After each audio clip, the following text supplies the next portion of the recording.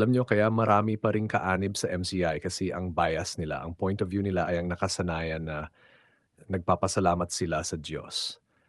Kaya may Thanksgiving, nagpupuri sila sa Diyos na sama-sama naghahandog ng pagluluwalhati. Ganon, yon ang pangunahing point of view.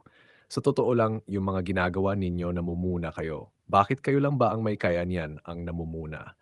Kayang-kaya din namin yan. Ay naku, napakasimple lang yan. Effortless lang yan sa tao na namumuna, yung pamumuna. Kaya huwag kayong magmayabang na nag-exit kayo. Kasi ganito ganyan, may napupuna kayo. Granted, for the sake of argument, na sa labas kayo, nag-exit kayo. Pero wala na sa inyo ang sama-samang pagpapasalamat. Hayag, wala na sa inyo yung pagpapasalamat na sama-sama na nagpupuri kayo sa Diyos, nagluluwalhati sa Diyos, nakikipagkapit-bisig.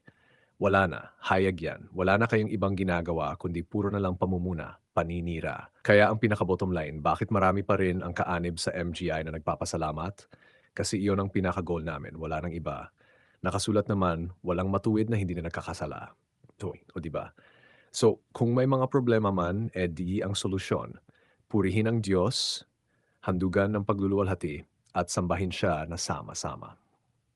Manalangin kung ano man ang problema. Kaya nga nakasulat na, ang haing bagbag na puso na may papakumbaba ay kalugod-lugod sa Diyos.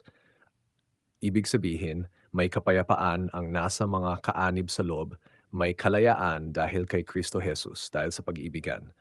At nakasulat pa na ang pag-ibig ay nagtatakip ng maraming kasalanan. Ang marunong magpatawad ay papatawarin ng Diyos. Mateo, dapat magpatawad kayo.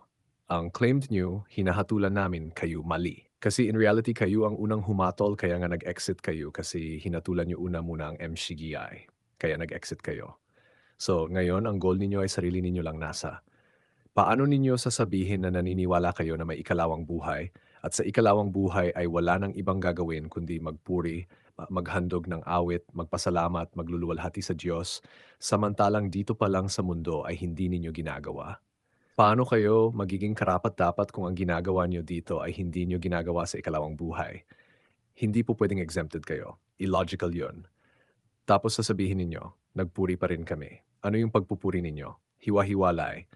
Dapat kung isa ang diwa niyo na kayong mga Exeter, dapat sama-sama kayo.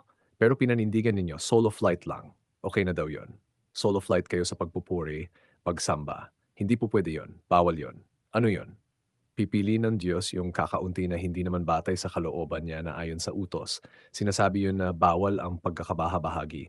Hindi pwede na dahil nagkakabahabahagi ay kayo-kayo lang, maliliit, kunti lang kayo, tapos kayo ang tama at maliligtas.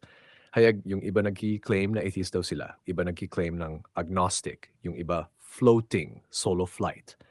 Dapat kung exiters kayo, isa ang diwa ninyo. At hayag, floating. Maraming mga exiters na yun ang mindset which laban sa utos ng Diyos. Alam niyo, ang pinakasinyales sa dalisay na relihiyon ay yung dumadalaw sa mga babaeng bao na matatanda, tinutulungan, sinusuportahan. Kaya ganun ang ginagawa ng MCGE ni Kuya Daniel Razon. Dinadalaw ang mga matatandang babaeng bao na nanganganang suporta, dinadalaw sa kanilang mga bahay. At isa pa, walang mga bahay ang iba, kaya may orphanage. Nakasulat yan, ang dalisay na relihiyon ay dumadalaw at sumusuporta sa mga naaapi. Santiago ADB. Ang tanong, meron ba kayo pananampalataya ganun? In reality ay wala. Ibig sabihin, walang gawa, patay. Nakasulat sa Santiago yan, ang pananampalatayang walang gawa ay patay.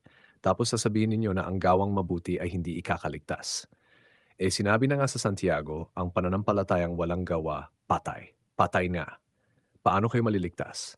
Walang gawa, puro lang kayo puna, ang meron kayo panampalatayang salita lang o daldal lang ang karunungang ninyo paimbabaw. Ang satanas nga o mga demonyo man may pananampalataya pero walang gawa, nangingiinig pa nga. So anong ibig sabihin? Kaisa kayo sa kanya, isa ang diwa ninyo, pananampalatayang walang gawa,